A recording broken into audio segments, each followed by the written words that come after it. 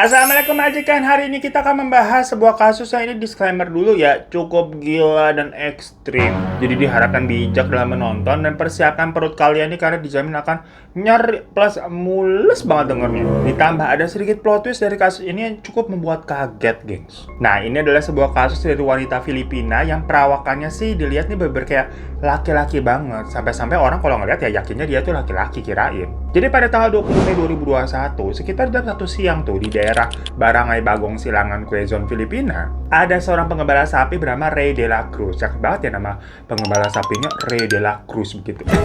Yang mana dia berusia 39 tahun. Nah, waktu itu ceritanya ya, dia lagi ngawasin tuh ternaknya makan rumput namanya pengembala sapi. Pas lagi ngawasin, tiba-tiba kok dia nyium bau busuk. Yang awalnya Rey kira ini itu bau bangkai hewan. Tapi karena baunya lama-lama makin menyengat, dia jadi penasaran.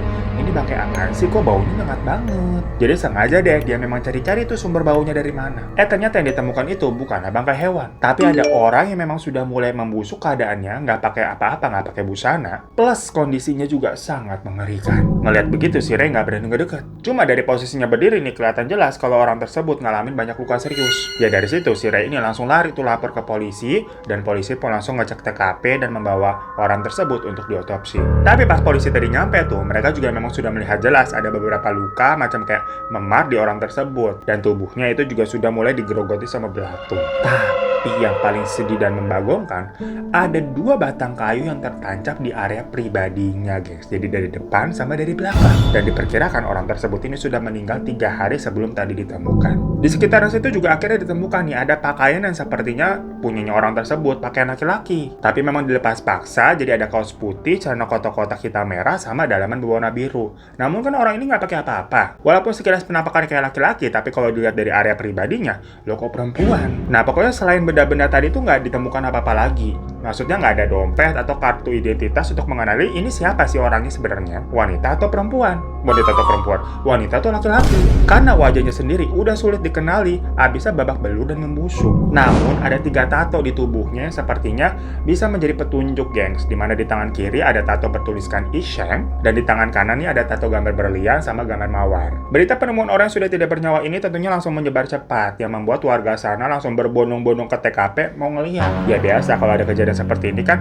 jatuhnya rame-rame ya, pada nontonin, pada penasaran, pada foto-foto, video, terus upload ke sosial media. Template-nya kan seperti itu. Nah, di antara orang-orang yang berkerumun ini nih, tahu-tahu ada seorang pria yang datang ke polisi yang lagi nyelidikin TKP itu kan polisinya, di mana si pria ini tuh bilang kayak, "Pak, saya kenal orang itu," katanya begitu. Ya langsung ditanya-tanya kan, emang siapa itu?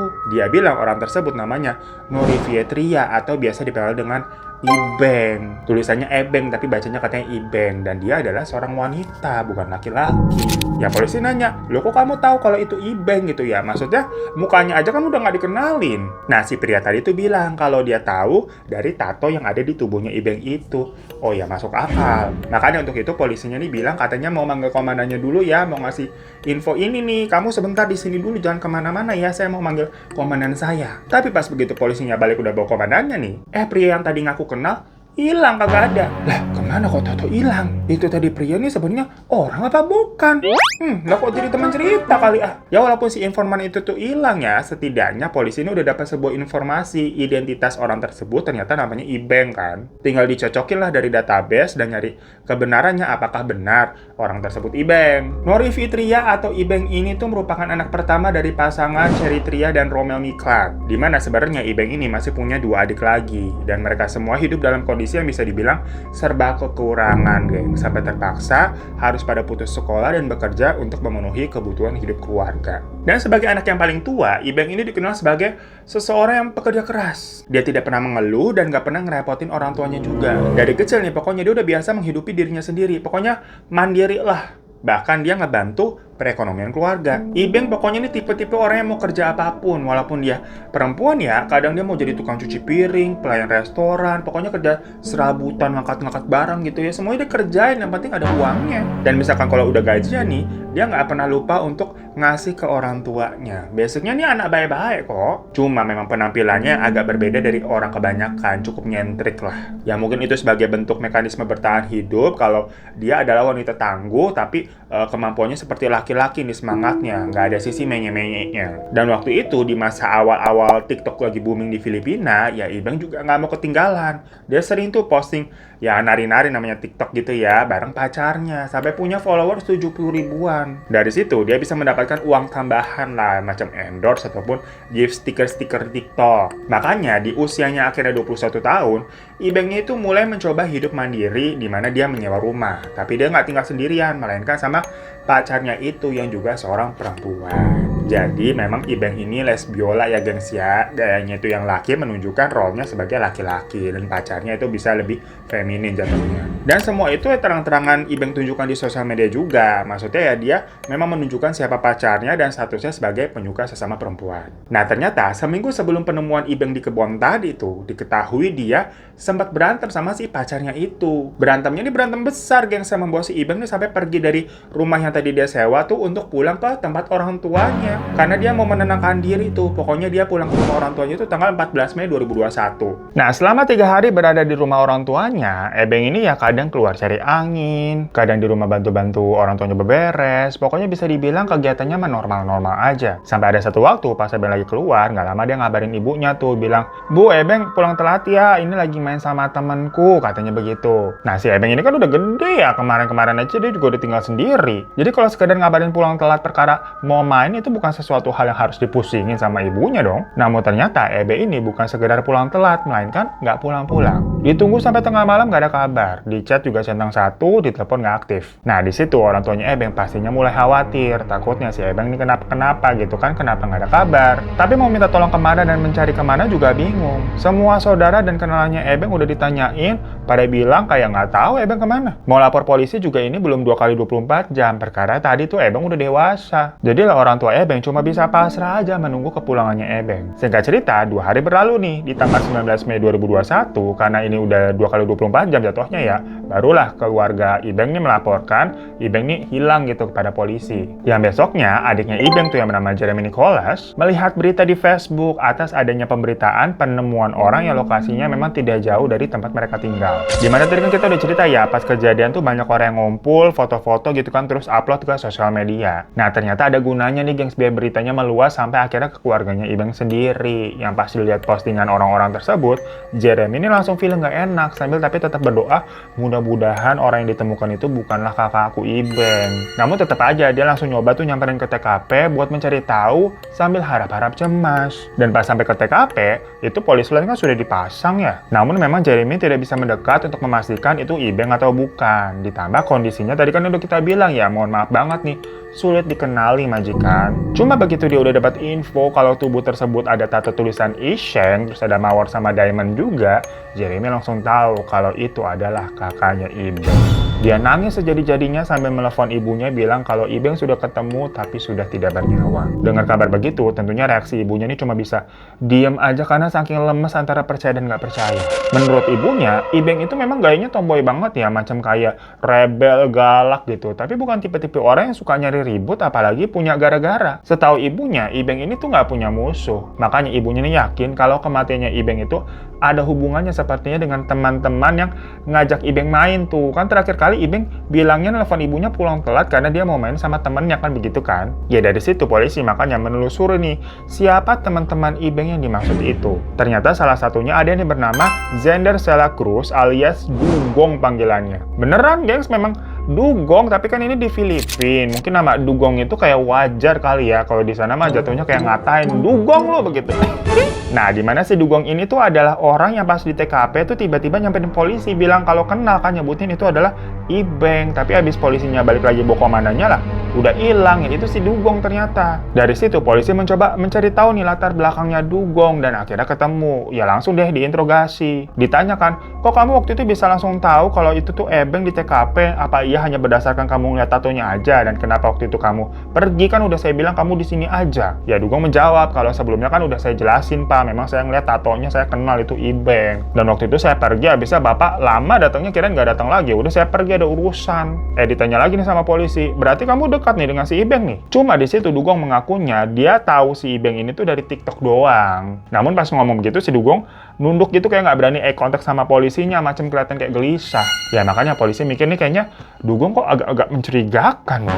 Apalagi sewaktu dikonfirmasi ke keluarganya Ibeng kayak kalian kenal gak nih sama si Dugong? Ibunya Ibeng malah bilang, lah ini mah teman kecil anak saya dulu. Yang berarti kan mereka udah kenal dari lama ya. Kok bisa-bisanya tadi Dugong bilang cuma kenal Ibeng dari TikTok ngeliat doang. Makanya orang tuanya Ibeng tuh langsung nyamperin dan nanya langsung ke Dugong kalau yang dimaksud Ibeng dia mau pulang telat main sama temen itu kamu maksudnya temennya. Di situ Dugong langsung nangis sambil terbata-bata dan mengakui kalau dia ada di kejadian sewaktu Ibeng ini tiada. Tapi sebenarnya dia nggak ada niatan apa-apa.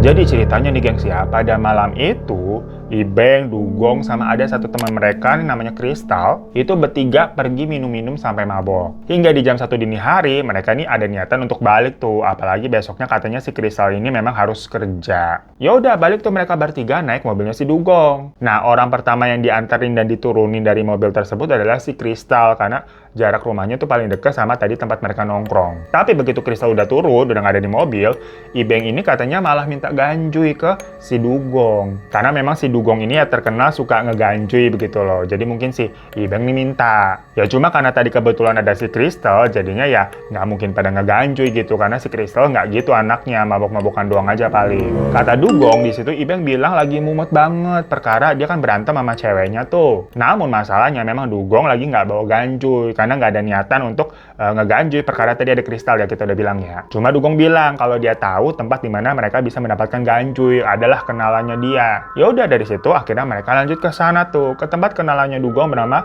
Joy Loyola atau Nonoy panggilannya dan Richard Elvin atau Tiago panggilannya. Jadi semua di sini punya nama panggilan ya gengs ya. Nonoy dan Tiago ini tuh pengedar narkoboy gengs yang lumayan punya nama dan ditakuti di sana macam apa ya?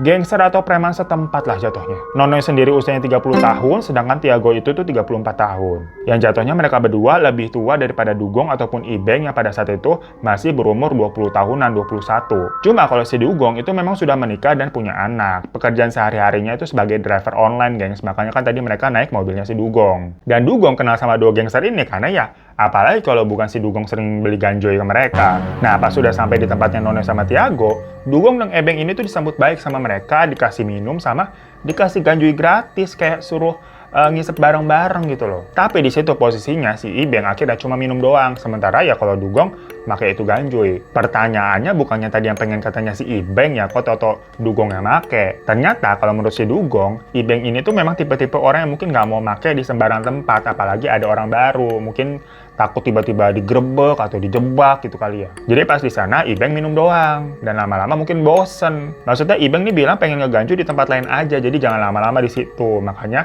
ngajakin Dugong untuk balik. Tapi Dugong yang udah agak-agak ngefly nih malah kayak entar sok kayak entar-entaran aja, lagi enak dia tuh. Ya namanya orang lagi ngefly begitu makin lama mungkin omongannya makin ngalor ngidul ya, kemana-mana ngelantur. Dimana si Dugong ini tuh bilang ke Nonoy sama Tiago kalau Ebeng ini tuh sebenarnya cewek loh. Kalian nyadar nggak nih penampilannya laki banget tapi dia cewek loh. Nah Nonoy sama Tiago yang awalnya nggak nyadar kalau memang si Ebeng ini cewek, soalnya kan memang perawakannya, gayanya, suaranya segala macam laki banget. Image-nya mungkin kalau dilihat ya laki-laki yang cute gitu kali ya, karena gimana pun juga masih ada sisi-sisi muka-muka feminim ceweknya, tapi nggak sampai nyadar kalau itu tuh perempuan. Dan entah kenapa ya nggak tahu, mungkin karena efek ganjui atau emang nih dua preman sengklek, tiba-tiba si Nonoy merasa dibohongi, mengira Ebeng ini macam kayak intel yang lagi nyamar, dikiranya begitu, penampakannya laki-laki tapi padahal aslinya cewek gitu, macam nyamar. Makanya sama Nonoy si Ibeng dipukul perutnya. Dugong yang melihat temannya digebukin seperti itu langsung mencoba melerai memisahkan. Tapi tahu-tahu Nonoy makin marah dan menodongkan pistol ke kepala Dugong sambil bilang, "Udah diam lu, gak usah ikut campur." Ya Dugong langsung ketakutan lah. Sementara Ibeng nih terus-terusan dipukulin sampai pingsan. Setelah Ibeng pingsan, Dugong nih dipaksa sama Nonoy buat ngebawa si Ibeng ke lahan kosong yang ada di pinggiran desa. Ya karena ketakutan dan ditodong pistol pula ya, Dugong nurut aja. Pas dia lagi mau ngangkat tubuhnya si Ibeng, tiba-tiba ada chat masuk ke handphonenya Ibeng yang pas dibaca itu ternyata dari Kristal nanyain Ibeng kayak, "Beng, gimana udah sampai rumah?" Karena nggak pingin membuat si Kristal curiga, jadinya chat tersebut dibalas sama Dugong, "Iya nih baru sampai rumah, aku mau langsung tidur abisnya ngantuk." Dan abis membalas chat tersebut, Ibeng nih dimasukkan ke mobil terus dibawa ke tempat yang tadi Nono sama Tiago perintahkan ya. Semuanya nih ikut nih. Sampailah mereka di pinggiran desa. Dugong parkirin mobilnya di pinggir jalan, terus Ibeng tuh dibopong ke tengah lahan yang kosong dengan banyak pepohonan. Pas sampai di sana, posisinya Ibeng ini udah agak-agak sadar lah. Makanya pas dia tahu dibawa ke tempat asing seperti itu, Ibeng ini sempat ngelawan, tapi yang ada dia malah digebukin lagi. Ibeng sempat minta tolong untuk ke Dugong, tapi Dugongnya diam aja. Yang ada si Dugong malah disuruh ngambil batu gede buat mukul kepalanya Ibeng biar nggak berontak lagi. Dan perintah itu lagi-lagi ya dikerjakan sama si Dugong. Dia ambil batu gede, terus kepalanya si Ibeng dipukul 2 kali pakai batu tersebut, tapi pelan karena mungkin Dugong nggak tega kali ya. Nah ngeliat si Dugong yang kayak kelemar-kelemar begitu ya, Nono langsung maki-maki si Dugong, dikatain pengecut segala macem. Dia langsung ngambil batu yang dipegang sama si Dugong, dan Nono sendirilah yang mukul batu itu ke kepalanya Ibeng dengan sangat keras sampai Ibeng benar-benar nggak sadar lagi. Setelahnya Ibeng ini diperkosa secara bergantian oleh Nono dan Tiago karena mereka sudah mengetahui sebenarnya Ibeng ini adalah wanita. Apa kabar dunia? Tapi hal gilanya nih nggak cuma sampai di situ. Abis mereka sudah selesai nih, mereka memaksa Dugong untuk melakukan hal yang sama ke Ibeng. Dan waktu itu Ibeng mengaku nggak mau, tapi terus dipaksa sambil lagi-lagi disodorin pistol. Ya akhirnya Dugong melakukannya sambil nangis. Dia nangis karena nggak tega sama Ibeng, tapi ketakutan juga ditodong sama pistol. Di situ dia juga keingetan sama anak istri di rumah, maksudnya kalau dia mati siapa yang mau membiayai keluarga kecilnya itu. Dan di situasi gila itu, Nono sama Tiago ketawa-ketawa doang melihat semuanya seakan-akan tuh puas. Sementara perlahan-lahan si Ibeng ini tersadar, gengs ya, dia menangis lah. Jadi Dugong sama Ibeng nangis berduaan sambil begituan dengan paksaan Nono dan Tiago. Gila nggak? Kacau kan ceritanya? Ya karena Ibeng di sini sudah terbangun dan mendapati Dugong sedang melakukan hal tersebut kepadanya. Dugong sendiri juga nggak sanggup mungkin ya melihat wajahnya Ibeng yang nangis tuh di depannya dia tuh, langsung buru-buru pergi sambil teriak kayak, "Gila lu semua." Dia mengaku udah nggak peduli lah di situ sama apa yang terjadi. Bodoh amat dia kalau ditembak lah. Mending mati aja sekalian gitu mikirnya. Tapi ternyata Dugong nggak ditembak ataupun nggak dikejar juga sama 2 orang gila ini. Tapi si Dugong juga mengaku nggak bisa pergi dari sana perkara kunci mobilnya itu dibawa sama si Nonoy. Jadilah si Dugong cuma bisa nunggu di depan mobil sambil nangis-nangis. Dan ternyata di tempat tadi tuh, Nonoy sama Tiago belum puas. Tahu nggak gengs mereka ngapain? Nonoy ngambil batang kayu yang seukuran tangan orang dewasa, terus minta Tiago nih buat sama-sama maksa masukin batang tersebut ke kemaluannya Ibeng. Macam kayak Eno cangkul, gengs. Kalian ingat nggak dimasukin gagang cangkul, tapi ini batang kayu. Belum selesai loh ini, jujur ini nggak paham ada 2 orang segila ini. Mereka ngambil batang kayu lainnya yang kali ini dimasukkan ke dalam pantut dari belakang. Jadi dari depan dan belakang disodok sampai, mohon maaf nih ya gengs ya, robek. Jadi yang depan nembus ke belakang dan sebaliknya yang belakang nembus ke depan. Astagfirullahaladzim, kita bener-bener mules banget dengannya. Ngilunya. Ya karena itu Ibeng meninggal. Saat mereka sadar kalau Ibeng ini sudah tidak bergerak, 2 orang gila ini tuh langsung nyeret Ibeng tuh lebih masuk lagi ke dalam hutan, terus sengaja ditutupin dengan dedaunan kering biar nggak langsung kelihatan sama orang. Pokoknya kejadian gila itu tuh berlangsung selama kurang lebih 2 jam gengs, dari jam 2 malam sampai jam 4 subuh. Yang setelah itu, Nono sama Tiago langsung mengambil semua barang berharga yang melekat di tubuh Ibeng, maksudnya kayak dompet, jam tangan, kalung emas gitu ya. Barulah setelahnya mereka pulang yang seolah-olah nggak terjadi apa-apa. Tapi Dugong pastinya nggak bisa tidur. Dia bener-bener panik, resah, dan terus dihantui oleh rasa bersalah. Ya iyalah, selama beberapa hari Dugong ini juga selalu merasa ketakutan. Tapi setelah dia tahu kalau Ibeng akhirnya udah ditemukan sama warga tuh lewat berita, dia ngerasa harus berbuat sesuatu. Makanya Dugong ini akhirnya ngadep ke polisi dan ngasih tahu kalau identitas orang itu adalah Ibeng. Dari hasil otopsi memang menunjukkan kalau Ibeng ini tuh mengalami kekerasan di bagian kepala, gengs. Dia dipukuli terus berulang kali di bagian kepala tersebut, tapi itu ternyata bukan penyebab Ibeng meninggal. Ibeng ini meninggal akibat luka dalam dan pendarahan hebat akibat tadi tuh tusukan dari kedua batang kayu. Karena kedua batang kayu itu tuh telah merobek dinding organ intim serta bagian belakang tubuh korban sampai menyatu. Jujur pas banget dengernya, bener ngilu banget. Setelah mendapatkan pengakuan dari Dugong yang udah diinterogasi nih, polisi langsung mengamankan Nono sama Tiago. Tapi setelah 2 orang ini tuh ditangkap, ternyata ada plot twist, guys. Jadi waktu Nono sama Tiago udah ditangkap, handphone mereka kan juga disita ya. Nah, di situ ditemukan bukti kalau ternyata kasus Ibeng ini adalah sebuah perampokan yang memang sudah berencana, yang mana Dugong terlibat di dalamnya.